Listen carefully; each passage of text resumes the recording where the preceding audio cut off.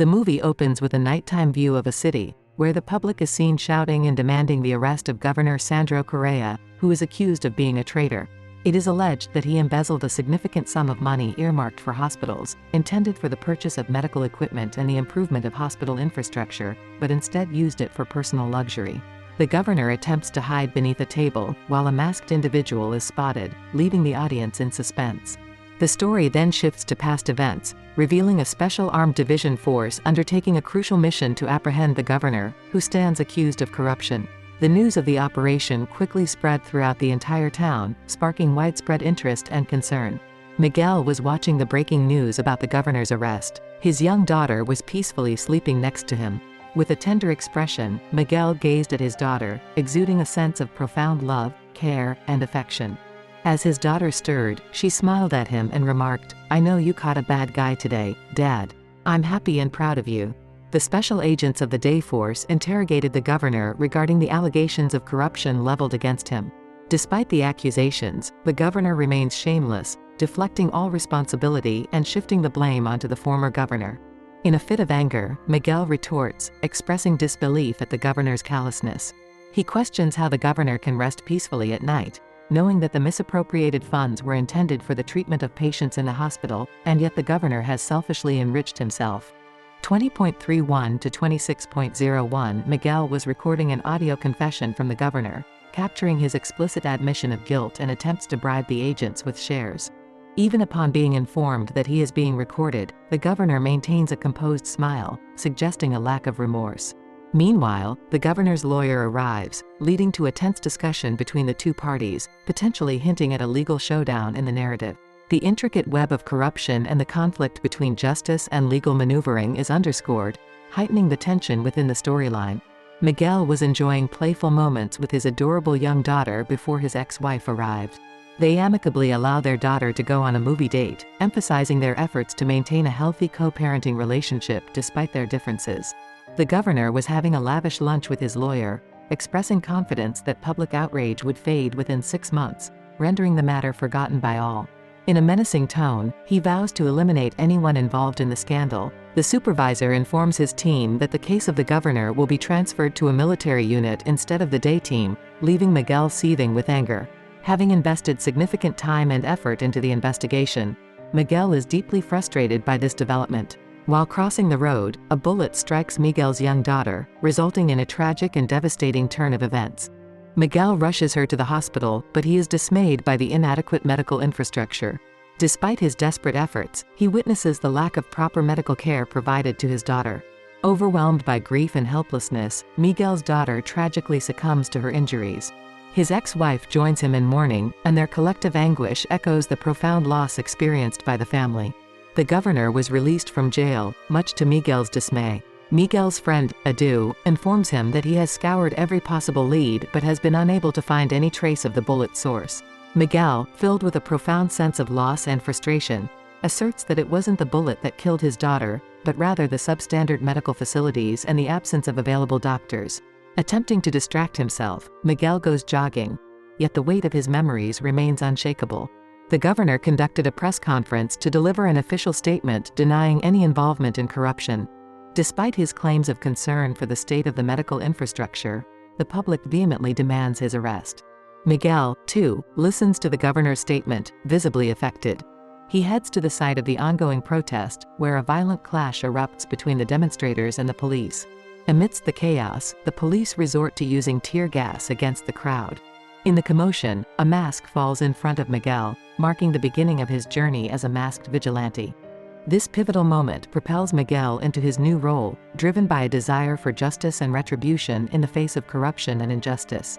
Miguel successfully navigates his way to the governor's house and confronts him, ultimately resorting to fatal violence, beating the governor to death. The subsequent scene depicts a meeting between the billionaire Antero Gomes and the Minister Marta Regina, where they discuss matters about the upcoming parliamentary elections. The police examine the footage of the governor's murder, but due to its blurriness, no conclusive evidence can be discerned.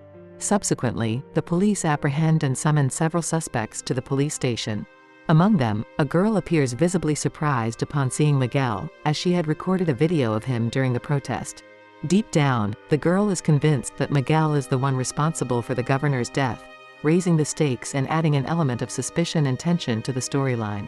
Miguel requests permission from his supervisor to question the girl. Nina, who holds a video of Miguel, pleads for her freedom, leveraging the leverage she has over him. Miguel secretly inspects her phone and is stunned to discover a video of himself. Ultimately, he chooses to release her. The movie progresses to show Antero Gomes in a meeting with his associates, expressing his desire for his son to run in the elections, highlighting his clean record and the backing of Marta Regina. Antero proceeds to threaten everyone with jail time if they refuse to support his son, underscoring the manipulative and coercive nature of power dynamics within the political arena. Miguel visits Nina's shop, discovering that she is a skilled hacker. Miguel seeks her assistance in retrieving data from the late governor's laptop. Nina agrees to help and begins the task.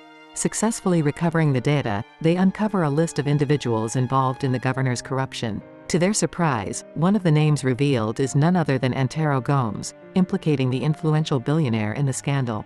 This revelation adds a new layer of complexity and intrigue to the narrative, hinting at the pervasive nature of corruption within the highest echelons of power.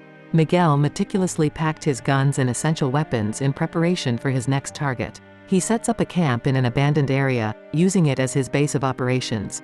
Miguel then proceeds to a building where he confronts and throws a corrupt mayor from the rooftop, resulting in the mayor's fatal fall. The incident quickly captures public attention, sparking a debate about whether the masked vigilante is a serial killer or a hero fighting for justice. Motivated by a desire for revenge, Miguel continues his mission, systematically targeting and eliminating corrupt politicians one by one, further blurring the line between vigilantism and justice. Nina expresses her reservations about Miguel's actions, particularly his string of killings. Miguel visits her and explains that crucial data on one individual is still missing, and he believes this person to be the mastermind behind the corruption. Nina implores him to cease the killings, reminding him that while what happened to his daughter was tragic, taking lives in this manner is not justifiable. Miguel, consumed by his mission, requests that Nina refrain from involving herself further in his affairs. Edu expresses doubts about Miguel, suggesting that the masked vigilante's proficiency and meticulous planning indicate a professional background. Edu's suspicion raises questions about Miguel's involvement, hinting at the complexities of Miguel's character and the ambiguity surrounding his motives. The movie continues as Nina visits her mother in jail. Nina's mother, despite being innocent, has been imprisoned on false charges. Nina informs Miguel about the upcoming meeting between Antero Gomes and Minister Marta.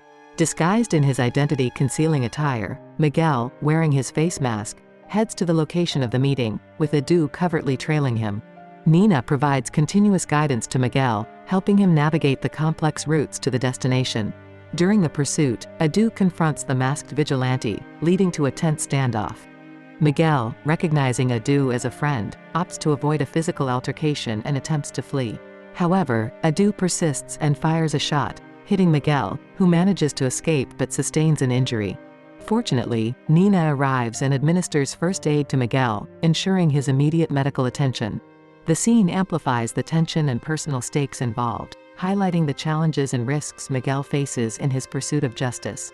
The supervisor of the AED team instructs his colleagues to expedite their efforts in uncovering the identity of the masked vigilante, emphasizing the urgency of the Masked Man project. Meanwhile, Miguel discusses the widespread corruption within the health department, revealing that 60% of the budget has been embezzled. He asserts that not only the governor but other officials are also complicit in the corrupt practices. Both Edu and Miguel expressed frustration and anger at the supervisor's decision.